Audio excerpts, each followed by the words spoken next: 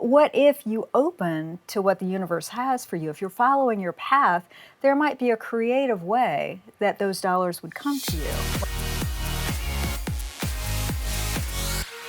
Hi, and welcome to Kelly, where we talk about life, your life and my life. And through Kelly, we hope to inspire. I have Jean Brandon on the show today, and she is an author. You also do acupuncture. I do. And you're really into spiritual healing and the mystics of life, I think. Absolutely. And I love all that. So let's talk about your book. Your book is? Atlantis Writhing. And tell us what we'll find here among these pages. Well, so among those pages, there is a lot of ancient wisdom that's married to a lot of metaphysical concepts. And so that is basically coming forth in a love story, but it's also set in the ancient land of Atlantis. So there's a lot going on. There's something for a lot of different people. I love it. You know, one thing about, the stories of old, fables that used to be passed down, even the stories of the Bible, whether it be your thing or not, the lessons that you learn there, and the stories of mystic creatures and things like that we used to pass down from generation to generation, it's being lost. And what's so sad about that is through that, we were getting a lot of our moral compasses in life.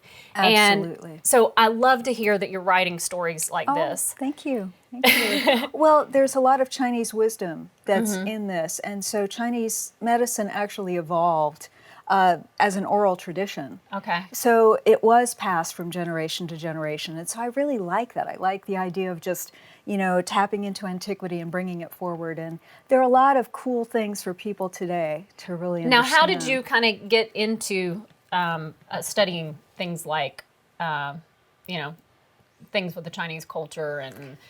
Well, actually, I used to be in the corporate world. Okay. And I developed back pain. Uh-huh. And my boss at the time actually said, hey, why don't you get acupuncture? I had it and it was very helpful. And so I went to an acupuncturist and I was like, this might be a really good second career at some point, working in soft lights and the music. And I just resonated with the whole vibe, and I felt amazing after I had it. And you totally believe in the energies of bringing, yes. I am a firm believer that, whatever energy you put into your creation with anything, like even teaching acting, I can't all the time because sometimes your vibrations are lower and you're trying to get the energy to manifest, but you got to get people to participate in the energy to get it to manifest. Yes. So it's not going to manifest on its own. But when somebody comes into the connection with you and and you watch them come from ground zero to this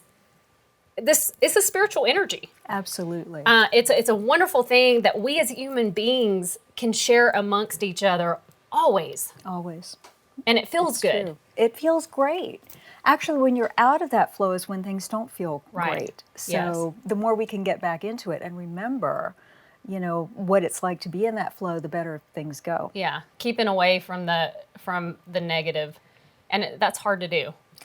Well, that's what I really try to do in my treatment with people too. For acupuncture is focused on, where is somebody in life? What is it that they're really wanting to do in life? What lights them up? Right. And so many people have a disconnect from that. We get caught up in what we should do. I think sometimes people aren't following a purpose. They're following this thing that really doesn't exist. Like I even say with money, people are following this dollar that's floating around, but really that's trust and bonds that you build between people.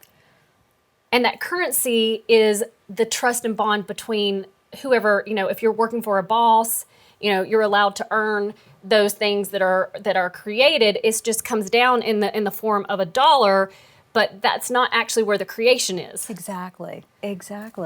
And abundance can come in many forms. And sometimes we get caught up in the salary or the particular dollar level. But what if you open to what the universe has for you? If you're following your path, there might be a creative way that those dollars would come to you. Right. If you're just not focused on it, if you're really just focused on the idea of, hey, this really brings me joy. Right. I really feel like this is my right path. Right.